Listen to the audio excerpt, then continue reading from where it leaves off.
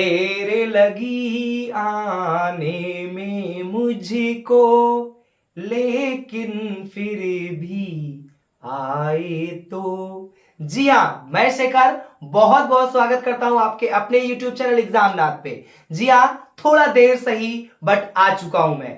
13 अक्टूबर 2024 को एक एग्जामनाथ सामान्य ज्ञान प्रतियोगिता मैंने करवाया था, जो कि प्राइमरी, जूनियर और सीनियर 3 कैटेगरी में था। इससे पहले मैं आपको प्राइमरी और जूनियर सेक्शन का आंसर की प्रोवाइड करवा चुका हूं।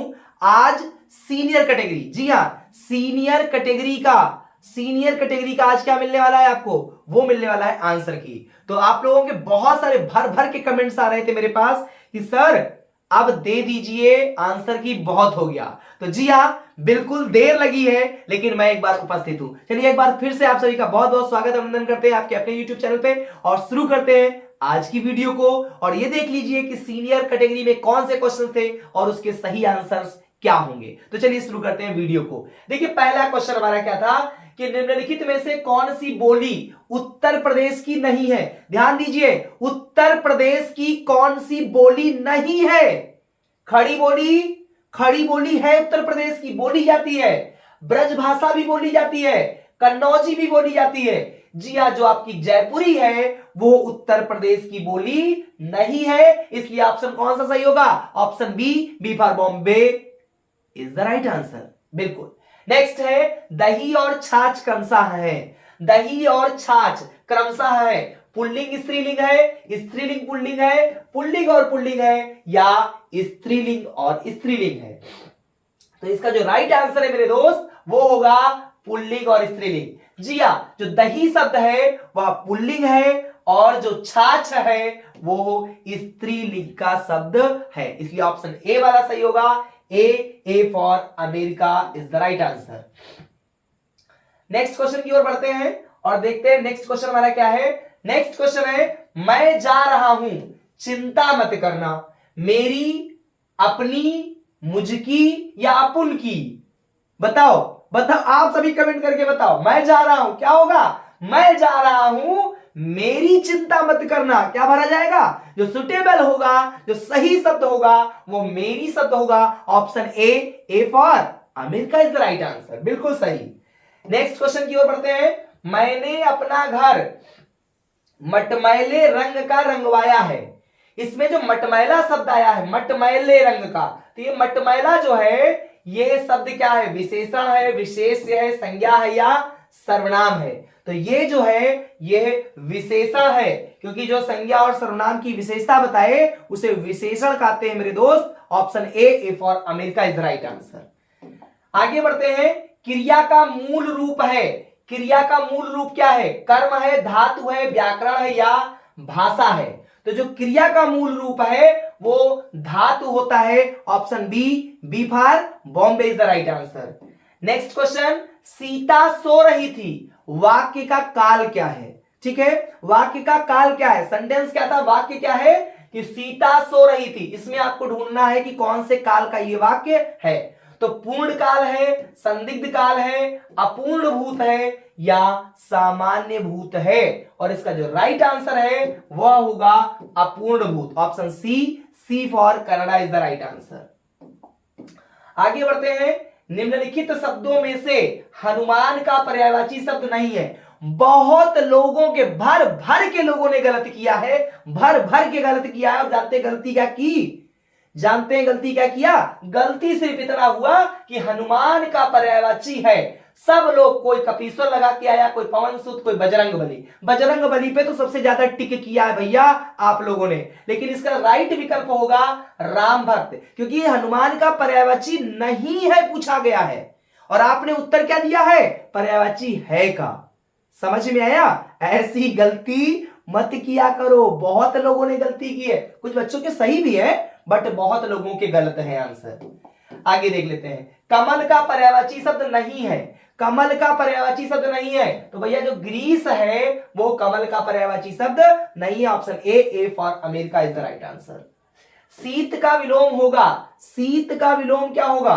तो शीत का विलोम क्या होगा? यहां पे कृष्ण होगा, उषा होगा या गीत होगा या ठंड होगा? देखिए यहां पे मुझे चारों ऑप्शंस गलत लग रहे हैं फिलहाल। उष्ण अगर होता तो ये सही होता, लेकिन उष्ण नहीं लिखा है। अगर उष्ण होता तो सही होता। तो इस पे हमको सभी बच्चों को, जिन्होंने भी इस प्रश्न को अटेम्प्ट किया होगा, सभी बच्चों को, अभी मैं एक बार और चेक कर लूंगा, बट मुझे लग रहा है कि उष्ण होना चाहिए और यहाँ पे ये गलत है। अगर गलत होगा तो इसका जो है सबको बराबर मार्क्स 2 नंबर, जो भी एक क्वेश्चन के लिए 2 नंबर प्रेस्क्राइब किए गए थे वो आपको दे दिया जाएगा। सॉरी। नेक्स्ट है रसोईया में प्रत्यय है या, रस आ या इया। अब रसोईया में प्रत्यय जो है वो इया शब्द है, ऑप्शन डी वाला सही हो जाएगा। D for Denmark is the right answer. Next है the word strength is a n. जो स्ट्रेंथ शब्द है ये कैसा नाउन है? अब abstract noun, material noun, common noun या कलेक्टिव नाउन? तो स्ट्रेंथ एक अब्स्ट्रैक्ट नाउन है, option a for America is the right answer. Next question की ओर बढ़ते हैं। She bought it for their his he him. खाली स्थान पे क्या भरा जाएगा? तो खाली स्थान पे भरा जाएगा ऑप्शन डी वाला, और क्या हो जाएगा? सी बॉट इट फॉर हिम। क्या भरा जाएगा यहाँ पे? हिम। तो option D for Denmark is the right answer. फिर है the synonym of apex. Apex माने होता है चोटी, और चोटी का क्या बताना है? पर्यायवाची साइनोनिम, और साइनोनिम क्या होगा? पीक होगा। Option a for America is the right answer. Please don't laugh those beggars. किस पे? फार, अगेंस्ट, एट या फ्रॉम। तो इस पे सही विकल्प होगा please don't laugh at those beggars. कृपया मत हंसो उन भिखारियों पर। तो एट प्रीपोजिशन का प्रयोग यहां पर होगा। आगे बढ़ते हैं। सी भरना है her husband for 15 minutes is beating, has been beaten या बीट्स। तो इसका जो राइट आंसर होगा, थोड़ा सा धुंधला दिख रहा होगा, बट आप लोग जान सकते हैं कि क्वेश्चन नंबर 15 का ऑप्शन बी वाला विकल्प सही होगा। क्वेश्चन नंबर 16 द इंग्लिश क्या हो जाएगा? The English. फिर क्या भरना है? आपको भरना है वहां पे। तो इसका जो राइट आंसर होगा मेरे दोस्त वो होगा speak. The English speak English, option a. 16वें का आंसर ए वाला सही होगा। आई विश, आई भरना है वॉज, वर, मे या सैल। तो आई विश, आई बताओ क्या भरा जाएगा? भैया बी वाला भरा जाएगा, आई वर्डेड। जब विश की बात आती है तो आई के साथ वर का प्रयोग होता है। तो 17वें का बी वाला विकल्प सही हो जाएगा। 18वें पे देख लेते हैं। ही केम, फिर आगे भरना है आपको। तो यहां पे ही केम बाई ट्रेन। 18वें में सी वाला विकल्प सही होगा। फिर है I know the girl came here yesterday. तो यहां पे I know the girl who came here yesterday. 19वें का डी वाला विकल्प सही हो जाएगा। फिर है which of the following is in possessive case. तो पजेसिव केस में डी वाला होगा। आई हमारा सब्जेक्टिव केस है, मी ऑब्जेक्टिव केस है, यू हमारा सब्जेक्टिव भी है, ऑब्जेक्टिव भी है, बट माइन जो है वो पजेसिव केस है, और यही क्वेश्चन आया हुआ है। तो 20वें का डी वाला विकल्प सही हो जाएगा। क्वेश्चन नंबर 21 की ओर बढ़ते हैं। भीमराव अंबेडकर का निधन कब हुआ था? 21वां क्वेश्चन है। तो भीमराव अंबेडकर का निधन 1956 में हुआ था। देखिए अब 21 से लेके 50 तक आपको बाइलिंगुअल पेपर मिलेगा, जिसमें हिंदी भी है और ठीक उसके नीचे आपको इंग्लिश का ट्रांसलेट मिलने वाला है। फिर अगला क्वेश्चन है इंडियन नेशनल कांग्रेस पार्टी के अध्यक्ष कौन है? इंडियन नेशनल कांग्रेस पार्टी के अध्यक्ष कौन है पूछा गया। वर्तमान में कौन है? तो भैया वर्तमान में मल्लिकार्जुन खड़गे साहब हैं। Option a for America is the right answer. Question number 23 की ओर बढ़ते हैं। 14 वर्ष से कम उम्र वाले बच्चों के लिए नात्सी युवा संगठन को क्या कहा जाता था? वो बताना है। तो उनको भैया कहा जाता था युंग फोक। क्या कहा जाता था? युंग फोक कहा जाता था। युंग फोक, ध्यान रखिएगा, युंग फोक जर्मनी की बात है। नात्सी युवा संगठन, 14 वर्ष से कम उम्र के जो बच्चे होते थे उनको युंग फोक कहा जाता था। आगे बढ़ते हैं। नेपोलियन फ्रांस का सम्राट कब बना? नेपोलियन फ्रांस का सम्राट कब बना? तो ये बना है 1804 में। बिल्कुल, नेपोलियन बोनापार्ट जो फ्रांस का सम्राट बना है वो कब बना है? 1804 में बना था, मतलब 1804। और ध्यान रखिएगा, एक बार नेपोलियन बोनापार्ट से पूछा गया था कि आप फ्रांस के बेताज बादशाह कैसे बने? तो नेपोलियन ने उत्तर दिया था, the crown of the France was lying on the ground, I saw that, I prickled up from the point of my sword and put it on my head, thus we became the emperor of the France। मैंने France के मुकुट को धूल में पड़ा हुआ देखा, मैंने अपनी तलवार निकाली और अपने तलवार की नोक से उस मुकुट को उठा के मैंने सर पे रख लिया। इस तरीके से मैं फ्रांस का बेताज बादशाह बन गया। क्या जबरदस्त आंसर था, क्या जबरदस्त अंदाज था। नेपोलियन बोनापार्ट जो कि फ्रांस का बेताज बादशाह था और निरंकुश शासक के रूप में नेपोलियन का नाम आता है। तो सम्राट कब बना? 1804 में। Option B for Bombay is the right answer. France में किस कालखंड को आतंक का युग कहा जाता है? आतंक का युग कब कहा जाता है? तो 1793-94 का जो काल था यह आतंक का युग कहलाता है। Option B for Bombay is the right answer. आगे बात करते हैं, पंच तत्व में कौन शामिल नहीं है? पंच तत्व में कौन शामिल नहीं है? तो पाताल जो है यह पंच तत्व में शामिल नहीं है। आगे बढ़ते हैं क्वेश्चन नंबर 27 पे। जॉन डाल्टन का जन्म कब हुआ? तो जॉन डाल्टन का जो जन्म हुआ है मेरे दोस्त वो कब हुआ?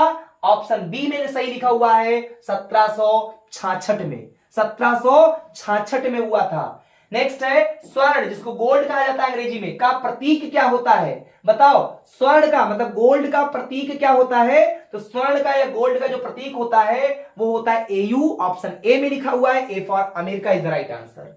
फिर है माइटोकॉन्ड्रिया, कोशिका का क्या होता है? तो माइटोकॉन्ड्रिया जो है वो कोशिका का क्या होता है? बिजली घर होता है। Option B for Bombay is the right answer.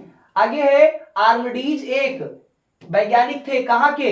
तो आर्मडीज जो है, आर्मडीज साहब ग्रीक के थे। कहां के? ग्रीक के वैज्ञानिक थे। Option a for America is the right answer.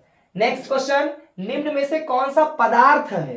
पदार्थ कौन सा है? तो भैया वायु जो है, निम्न में से शीत या स्नेह या घृणा ये सब पदार्थ नहीं है, लेकिन वायु एक पदार्थ है। Option C for Canada is the right answer. आगे है निम्न में से किसका घनत्व सबसे अधिक होता है? सबसे अधिक घनत्व किसका होता है? तो ठोस, द्रव की, गैस की, प्लाज्मा। तो ए वाला ऑप्शन सही होगा। सबसे अधिक जो घनत्व होता है वो ठोस चीजों का होता है। Option a for America is the right answer. जल का क्वथनांक क्या होता है? तो जल का जो क्वथनांक है, जल का जो क्वथनांक है वो होता है 100 डिग्री सेंटीग्रेड। 100 वाला option B for Bombay is the right answer. पृथ्वी के गुरुत्वीय त्वरण, जिसको जी, स्मॉल जी में हम डिनोट करते हैं उसको, इसका क्या पूछा गया है? मात्रक क्या होता है? तो इसका मात्रक होता है मीटर बटे जो है second square. Option B for Bombay is the right answer. फिर है जी का मान होता है, जी का मान होता है किस पर सबसे अधिक होता है या कम होता है? क्या होता है? तो ऑप्शन बी वाला जी का मान जो होता है वो ध्रुवों पर अधिकतम होता है। Option a for America is the right answer. Kepler का प्रथम नियम क्या कहलाता है? जो केपलर का प्रथम नियम है वो कक्षाओं का नियम कहलाता है। Option a for America is the right answer. ठीक है, आगे कौन प्राकृतिक संपदा नहीं है? कौन प्राकृतिक संपदा नहीं है? तो भैया खेत जो है ये प्राकृतिक संपदा नहीं है। जल, वायु और कोयला ये प्राकृतिक संपदा है, लेकिन खेत आपका प्राकृतिक संपदा नहीं है। ओजोन क्या है? द्रव है, वाष्प है, ठोस है या गैस है? तो ओजोन गैस है। Option D for Denmark is the right answer.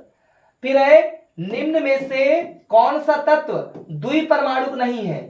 कौन सा तत्व द्विपरमाणुक नहीं है? तो हीलियम जो है यह द्विपरमाणुक नहीं होता है। Option C for Canada is the right answer. Sulphuric अम्ल का रासायनिक सूत्र क्या होता है? H2SO4। क्या होता है? H2SO4। सल्फ्यूरिक अम्ल का जो रासायनिक सूत्र होता है मेरे दोस्त वो होता है H2SO4। Option C for Canada is the right answer. आगे बढ़ते हैं क्वेश्चन नंबर 41 पे। द्विनाम पद्धति के जनक कौन थे? द्विनाम पद्धति के जनक कौन थे? Carolus Linnaeus. कैरोलस लीनियस जो है वो द्विनाम पद्धति के जनक हैं। Option B for Bombay is the right answer. आगे बढ़ लेते हैं क्वेश्चन नंबर 42 की ओर। शैवाल का उदाहरण है, शैवाल का उदाहरण है क्या है? स्पाइरोगाइरा। शैवाल का उदाहरण है spirogyra. Option B for Bombay is the right answer. Cricket का आविष्कार किस देश में हुआ? क्रिकेट का आविष्कार किस देश में हुआ? तो भैया इंग्लैंड में हुआ था। कहां हुआ था? Option C for Canada is the right answer. जून से सितंबर के बीच भारत में कौन सी ऋतु रहती है? जून से सितंबर के बीच। तो जून से सितंबर के बीच भारत में कौन सी ऋतु रहती है? तो वो रहती है ऑप्शन सी वाले में। कौन सी ऋतु रहती है? वर्षा ऋतु रहती है। Option C for Canada is the right answer. आगे बढ़ते हैं। क्षेत्रफल के दृष्टिकोण से भारत का सबसे बड़ा राज्य, क्षेत्रफल की दृष्टि से तो वो है राजस्थान। जी हां, क्षेत्रफल की दृष्टि से सबसे बड़ा राज्य राजस्थान है और जनसंख्या की दृष्टि से उत्तर प्रदेश सबसे बड़ा राज्य है। नेक्स्ट क्वेश्चन है, भारत में जनगणना कितने वर्षों के अंतराल पे होती है? 10 वर्ष। बिल्कुल, भारत में जनगणना कितने वर्षों के अंतराल पे होता है? 10 वर्ष पे होता है। Option a for America is the right answer. प्रधानमंत्री ग्रामोद्योग योजना कब आरंभ की गई? प्रधानमंत्री ग्रामोद्योग योजना जो है ये कब जो है आरंभ की गई? तो वो की गई थी ऑप्शन डी 2000 में। कब किया गया है? 2000 में। Option D for Denmark is the right answer. Next question की ओर बढ़ते हैं। बीपीएल कार्ड किसको दिया जाता है? बीपीएल कार्ड, तो बीपीएल कार्ड जो है, जिसको बीपीएल को फुल फॉर्म होता है बिलो द पॉवर्टी लाइन, तो गरीबी रेखा से नीचे जीवन यापन करने वाले जो लोग होते हैं, निर्धनता रेखा के नीचे के लोग जो होते हैं, उन्हीं को बीपीएल कार्ड दिया जाता है। आगे बढ़ते हैं क्वेश्चन नंबर 49 पे। भारत में राशन प्रणाली कब शुरू हुई? राशन प्रणाली कब शुरू हुई है? तो वो शुरू हुई है 1940 के दशक में। ऑप्शन सी वाला विकल्प सही होगा। बिल्कुल, राशन प्रणाली की शुरुआत 1940 के दशक में हुई है। Option C for Canada is the right answer. Next question है, लोकतंत्र में शासन कौन करते हैं? लोकतंत्र में शासन जनता करती है मेरे दोस्त। कौन? क्योंकि लोकतंत्र है, जनता का द्वारा, जनता के लिए, जनता ही सब कुछ होती है। तो ये थे 50 क्वेश्चंस, सभी के आंसर्स मैंने दे दिए हैं। फिर भी आपको अगर कोई डाउट है तो आप बिल्कुल कमेंट करिएगा, लेकिन सबूत के साथ। अगर आप प्रूफ कर पाते हैं कि आप सही हैं, मेरी आंसर की गलत है, बिल्कुल आपको खुला जो है मंच दिया जा रहा है, आप चुनौती कर सकते हैं, आप जो है उस पे चैलेंज कर सकते हैं। उम्मीद करता हूं ये वीडियो अच्छी लगी होगी। वीडियो अगर अच्छी लगी हो तो आप लोग ज्यादा से ज्यादा शेयर किया करो, और जो कंजूसी करते हो लाइक करने में और कमेंट करने में, वो मत किया करो। एक गुरु को क्या एक लाइक नहीं मिल सकता? बिल्कुल मिल सकता है। आप लोग कीजिएगा, शेयर कीजिएगा ज्यादा से ज्यादा, जिससे सभी बच्चों तक ये वीडियो पहुंच सके। बहुत बहुत धन्यवाद। Thanks for watching. जय हिंद दोस्तों।